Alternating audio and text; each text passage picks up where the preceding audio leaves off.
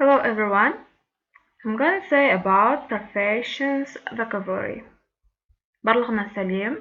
Мен қазір профессияға қатысты, яғни мамандыққа қатысты сөздікпен сіздермен бөлісетін боламын. Қараңыздар, мен бұл жерде сурет және сөзбен есте қалу үшін суретпен қойып отырмын. Бірінші суретте біз дәрігерді көріп отырмыз.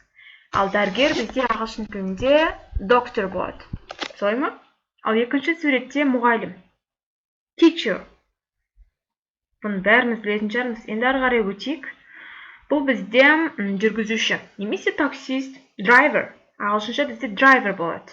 Төртіншісі есепші немесе бухгалтер, bookkeeper, немесе accountant. Ал мынау бізде бесінші кітапханашы, library, полиция қызметкері, policeman. Жетінші бізде аспазшы, cook. Cook негізінде екі түрі болады. Етістік кезінде ол тамақ дайындау болып кетеді, ал сатесім кезінде аспазшы болып кетеді. Сегізінші сурет foreman, бригадир немесе мастер по спорту. Так, бригадир білетін шығармыз, ал енді мастер по спорту бұл жерде ұсташы деп ойлап қалмаңыз, немесе боксер деп ойлап қалмаңыз. Кәдімгі мастер по спорту. Боксердің де өзін дайындайтын адамы болады. Соны айтып жатыр. Тоғызыншы суреттегі serviceman, военнослужащий немесе ұсташы. Военный адам или болмаса мастер по ремонту. Машина жөндейтін адам болуы мүмкін. Например, сондай айтып жатыр. Мысалға, service деген сөздің өзі қызмет ету деген мағынаны білдіреді ғой. Содан шыққан ғой, жалпы.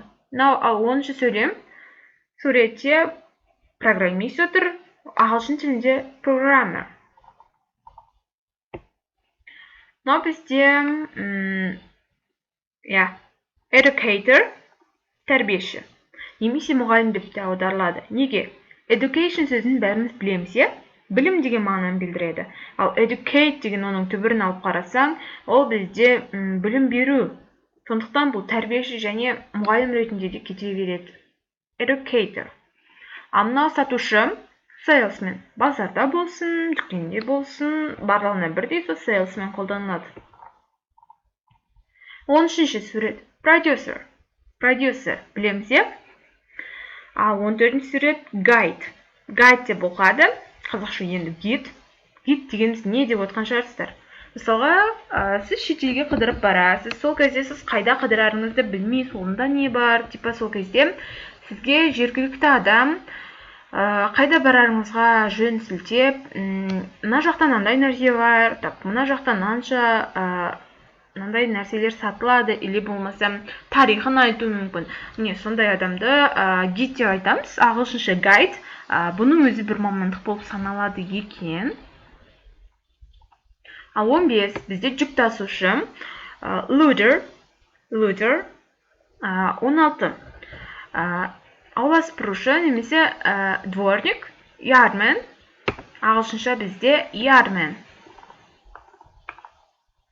Ал мынау бізде разнорабочий.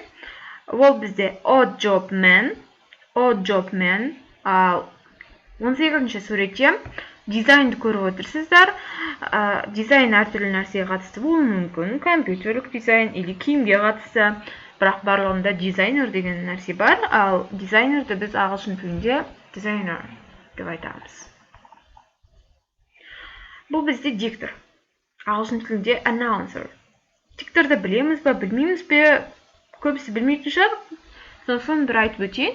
Диктор бізде, мысалы, сіз футбол көріп жатқан кезде, телевизордың ар жағынан гол соғып жатыр, кішкене минуттардан соң бірдеңе деп айтып отыратын адамдар диктор деп айтамыз. Ағылшын тілінде бізде announcer. Ал 20-ші сурет, ол диктор сияқты болып жатыр, екеуінің айырмашылығы не деп отқан шығарсыздар. Бұл аудармашы бізде, ағылшын тілінде interpreter. Аудармашының екі түрі болады, жазба және ауызша. Бұл бізде жазба түрі, мысалға телевизия саласында шетелдің киноларын аударып беретін адамдар, мысалы, осы қызметті атқарады, interpreter. Бағбан, садовник, gardener, сантехник, plumber, Plumber. Мына жердегі B әрпі оқылмайды. Бұл бізде сварщик. Ағылшын тілінде welder. Welder. Инженер. Engineer. Engineer. Зерттеуші. Explorer. Explorer. Research. Research. Саудагер. Merchant. Merchant.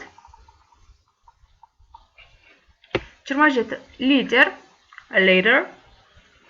28. Ғалым. Scientist. Мына жердегі C әрпін оқымаймыз.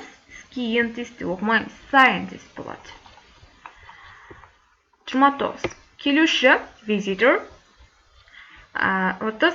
Телекөрермендер. Viewers. Viewers. Так, мен сіздерге қазір 30 мамандықты айтып өттім.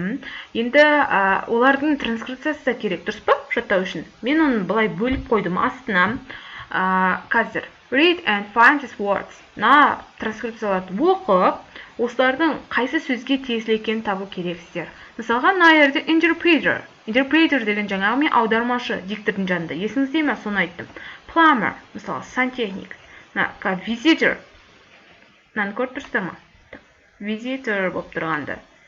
Міне осы visitor, мысалға, мынау келуші деген сөздікі. Осы сөзбен сәйкестіріп, мысалға табасыздар.